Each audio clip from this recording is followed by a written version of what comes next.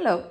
This is the most tempting time of the year because of all the holiday releases that are honestly quite interesting. It's also a chance to try products because of the sets. Packaging is the best of the year. So there are many reasons why temptations are around the corner, and a critical overview of all the offering is beneficial to avoid to buy always the same thing or to regret to have purchased something when a new, better version pops out. There's always chance that if you're drawn to something, it's usually something you already have, and maybe you have a better version already in your collection. So what I will do is using these overviews by Glowscope 1. I will leave the link of this Instagram page in the description box. It's becoming one of my favorite Instagram page for beauty news, beauty releases. My strategy is wait a bit until all the holiday releases have been disclosed, then picking what I think is the best for me. This is the reasoning I would like to share with you.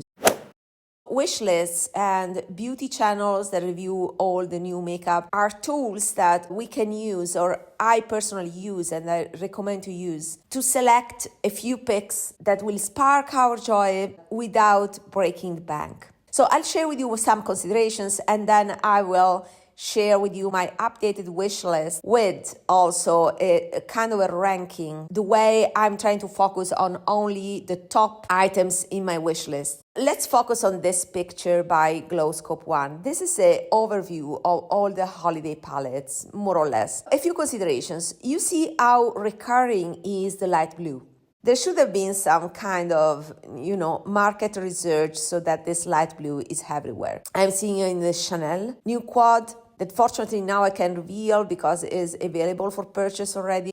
Then that new Clé de Peau holiday. Most people have focused on the purple quad, but there's also a bluish quad that looks like it's an Asian exclusive, so won't be available in the Western world, but that would have been my pick. But since it's so difficult to get it, I won't pay the extra effort and, of course, money on top of an already very expensive palette to get it. But if for some reason becomes available here in Europe, in my case, because I live in Europe, I will get it because it has a cooler brown and other muted tones that I love. We can see also the NARS palette, the Lancome palette that was one of the first to be released, even Pat McGrath with her holiday palette. So there are plenty of palettes with this light blue. Out of all of these, my choice is the Chanel one.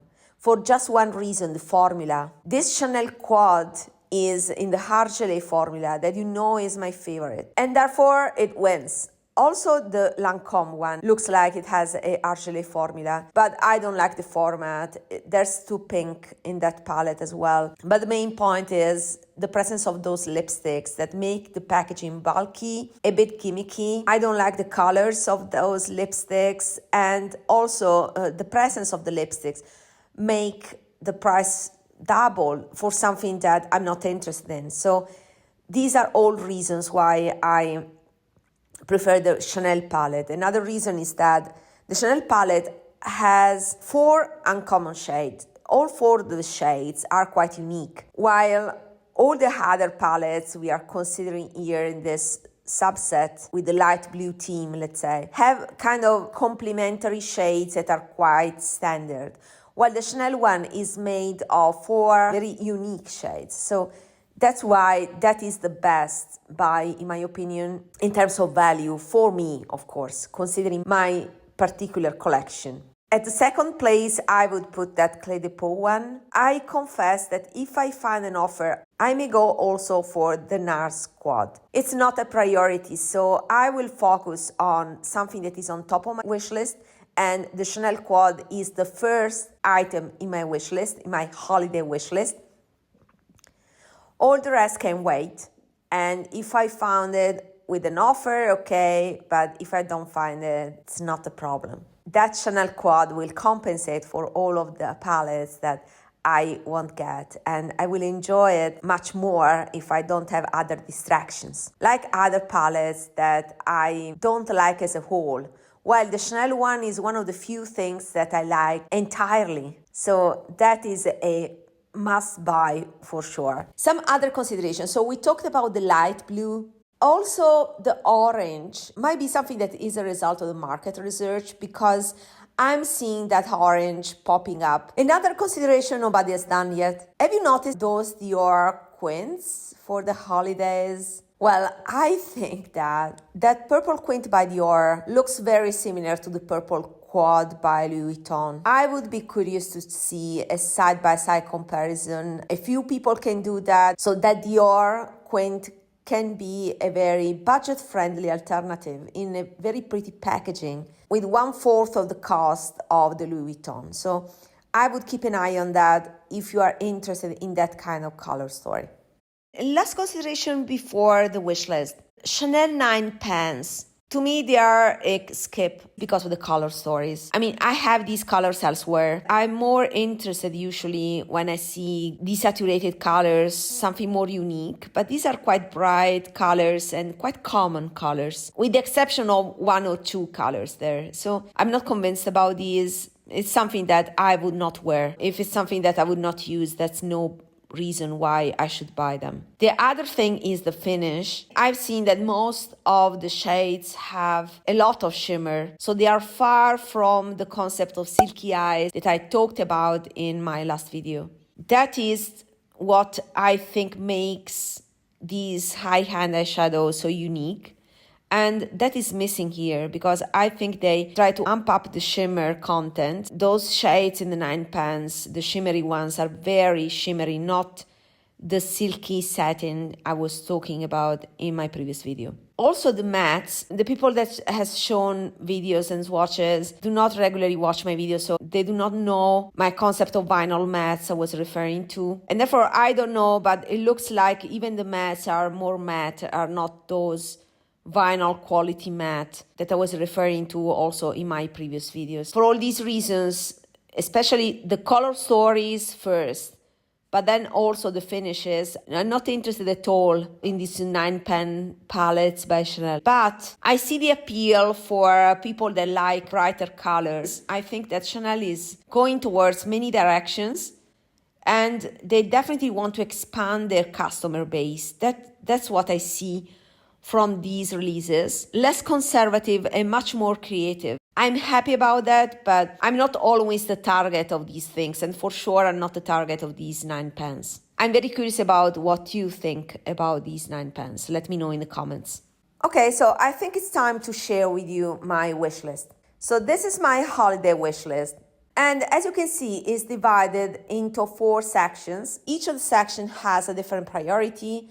At the top, the first group is what I will buy for sure. Is the Chanel Quad, the blue one that I've just showed you, and the oversized purple quad that has not been officially released, so I won't show you, but I bet you have already seen it. And this deserves a little bit of reasoning. Why did I choose this? Because I reasoned about the options. So there are quite a few purple blush releases. My best choice would be the Chanel Oversized Quad. That won over the Hourglass Swan palette, Horse palette, or Fox palette, because all of those Hourglass palettes have a kind of a purplish or mauvish blush. And that was the reason why I was attracted to those palettes. But then I decided that instead of having just one purple pan plus a lot of other repeats, because I have quite a few Hourglass palettes already at this point, then for me it's better to have an oversized Chanel, because I don't have an oversized Chanel in my collection. So it would be new for me, for my collection. I know that the formula is exceptional there because it's the baked formula by Chanel. But in the past, all of those oversized Chanel quads were so warm, while this time is monothematic color story that is on the cooler side. And if I sheared out most of the powders, I will get a mauve effect. So I think that Chanel will add something in my collection more than any Hourglass would have. My choice for Hourglass is the Deer palette, is the best suitable for my skin tone. There are many reasons for that. I have dedicated already videos about the Hourglass palettes. And the Deer palette is my top pick, and I have already purchased it. Not arrived yet, but on its way to me. The second group is made of the Tom Ford Daydream. I regret not to have purchased that Daydream palette. There were some times in the past where I searched for that palette. So I recurrently searched for it on Google, trying to find it somewhere. So now that it has been announced to make a comeback, I'm excited for it. You know that Tom Ford proposes different type of formulas in their quads. So not all Tom Ford quads are the same. My favorite Tom Ford quads are the wet and dry, so the hard gelée ones. And the Tom Ford Daydream used to be wet and dry, so I hope that they will just repropose that palette as it was in the past.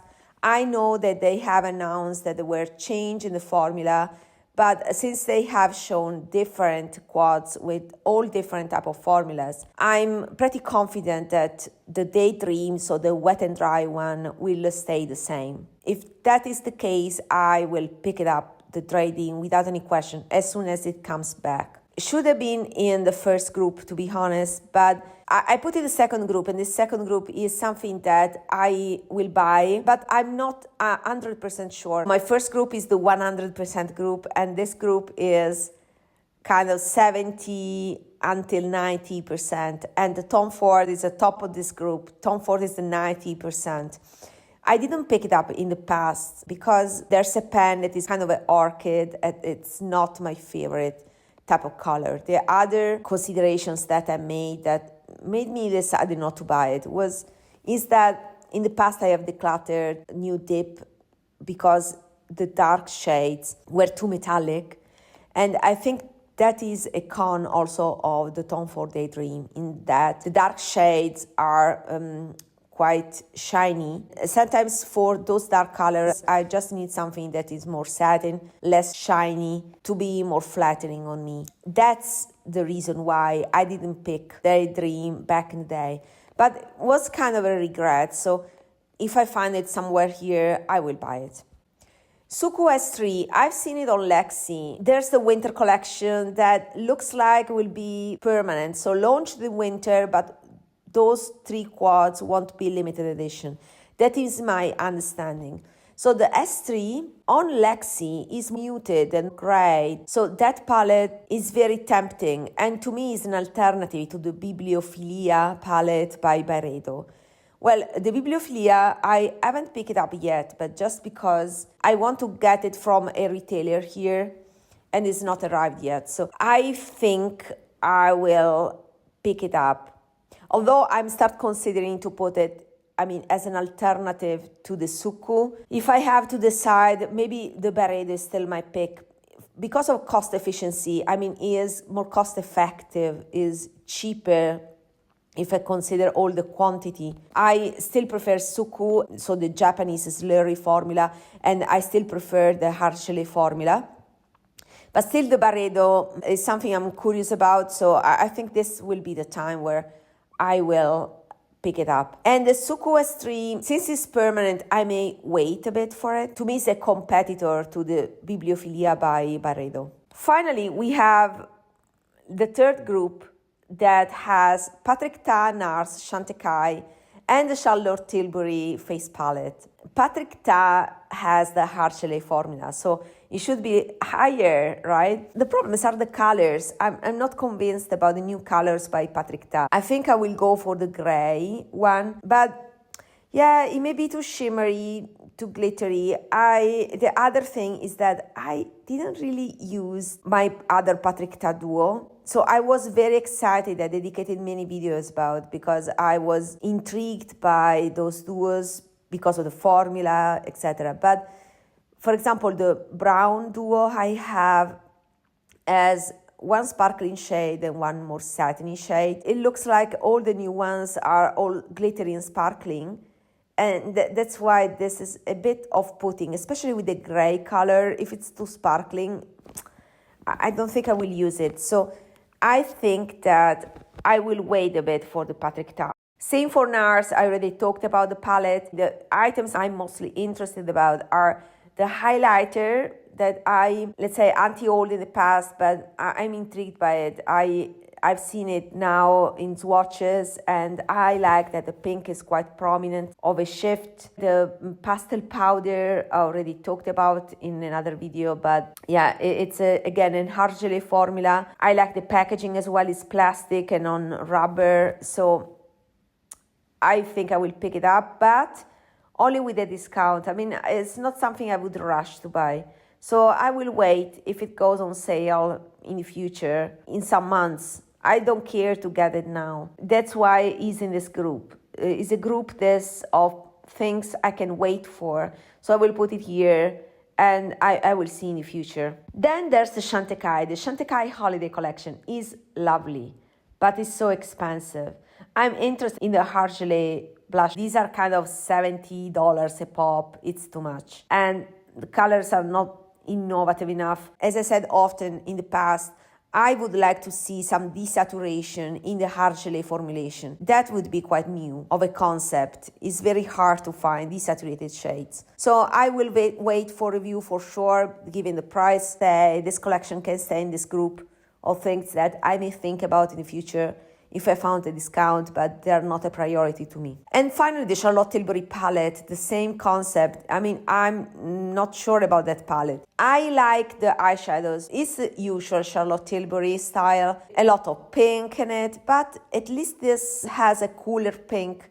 I find it more sophisticated with cooler mauvish brown that is light mid-tone. It's a nice set of eyeshadows. The problems are the powders. I don't like the highlighter that looks a little bit coarse. And I was considering to buy this palette and maybe depot these things, but it's so complicated also. If I want to replace, where can I find something that fits exactly that spot? So it's complicated. It's time consuming. You ruin the palette and it's not worth the time spent for it. If I buy the palette, I need to like everything in the palette, and I only like the eyeshadows. The other problem is the bronzer that is orange. If the bronzer was grayish, more of a contour bronzer and cooler, then I would have picked it up. Just the bronzer that she has in the Film Star and Bronze Duo, the original one, that would have been perfect. Why are you ruining a beautiful palette with a bronzer that is off? So yeah, but okay, I still have here, just in case, I don't know, with a deep discount, I may consider for the eyeshadows. Lastly, I want at least one Chanel set because of the bag. Yeah. Call me crazy. I like the blue tweed. I like the sparkle. I like everything. I like the pairing of the blue and the gold. I think it's very classy. I would like that bag. And therefore, I want a Chanel set because of the bag. And I don't know which set to pick because all of the sets are kind of useless to me. So let me know in the comments what is your wish list and what you would like to buy or what you have bought already from the holiday collection. And see you in my next video. Bye.